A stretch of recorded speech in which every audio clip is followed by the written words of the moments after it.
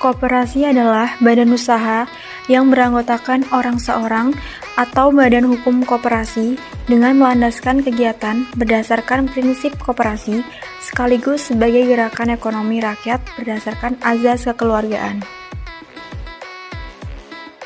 Sebagaimana yang tertuang dalam pasal 33 Undang-Undang Nomor 25 Tahun 1992 tentang perkoperasian, tujuan koperasi yaitu memajukan kesejahteraan anggota pada khususnya dan masyarakat pada umumnya, serta ikut membangun tatanan perekonomian nasional dalam rangka mewujudkan masyarakat yang maju, adil, dan makmur, berlandaskan Pancasila dan Undang-Undang Dasar 1945. Prinsip-prinsip koperasi. 1. Keanggotaan bersifat sukarela dan terbuka. 2. Pengelolaan dilakukan secara demokratis. 3. Pembagian SHU dilakukan secara adil sebanding dengan besarnya jasa masing-masing anggota. 4. Pembagian balas jasa yang terbatas terhadap modal. 5. Kemandirian. 6. Pendidikan perkoperasian. 7. Kerjasama antar koperasi. Jenis-jenis koperasi.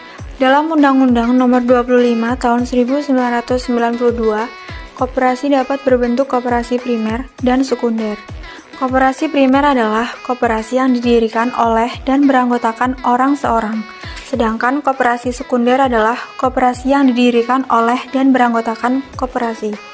Jenis koperasi didasarkan pada kesamaan kegiatan dan kepentingan ekonomi anggotanya.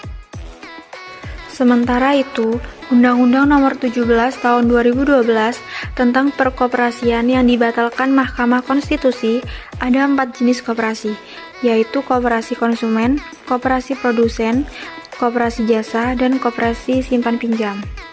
Koperasi konsumen menyelenggarakan kegiatan usaha pelayanan di bidang penyediaan barang kebutuhan anggota dan non-anggota.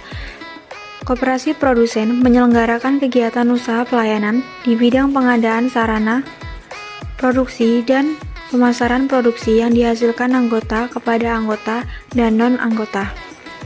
Koperasi jasa menyelenggarakan kegiatan usaha pelayanan jasa non-simpan pinjam yang diperlukan oleh anggota dan non-anggota. Koperasi simpan pinjam menjalankan usaha simpan pinjam sebagai satu-satunya usaha yang melayani anggota.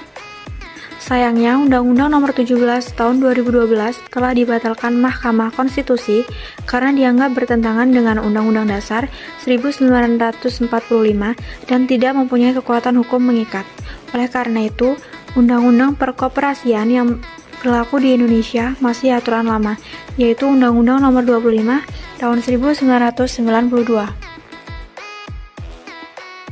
Baitul Mal wa Tamwil adalah lembaga keuangan mikro yang dioperasikan dengan prinsip bagi hasil, menumbuh kembangkan bisnis usaha mikro dan kecil dalam rangka mengangkat derajat dan martabat serta membela kepentingan kaum fakir miskin.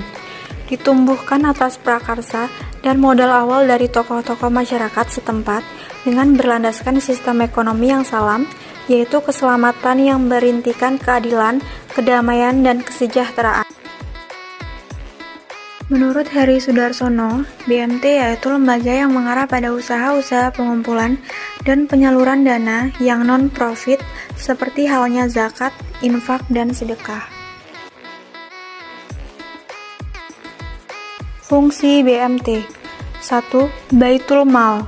Secara bahasa berarti rumah harta yang berfungsi menerima titipan dana zakat, infak, dan sedekah serta mengoptimalkan distribusinya sesuai dengan peraturan dan amanahnya. Yang kedua, Baitul Tamwil. Secara bahasa berarti rumah pengembangan harta yang melakukan kegiatan pengembangan usaha produktif dan investasi dalam meningkatkan kualitas ekonomi pengusaha mikro dan kecil dengan mendorong kegiatan menabung dan menunjang pembiayaan kegiatan ekonominya. Tujuan didirikannya BMT yaitu untuk mewujudkan kehidupan keluarga dan masyarakat di sekitar BMT yang aman, damai, dan sejahtera. Legalitas eksistensi BMT belum mempunyai payung hukum yang jelas. Rancangan undang-undang Lembaga Keuangan Mikro Syariah yang selama ini dapat diharapkan untuk menjadi payung hukum BMT belum juga ada kejelasannya.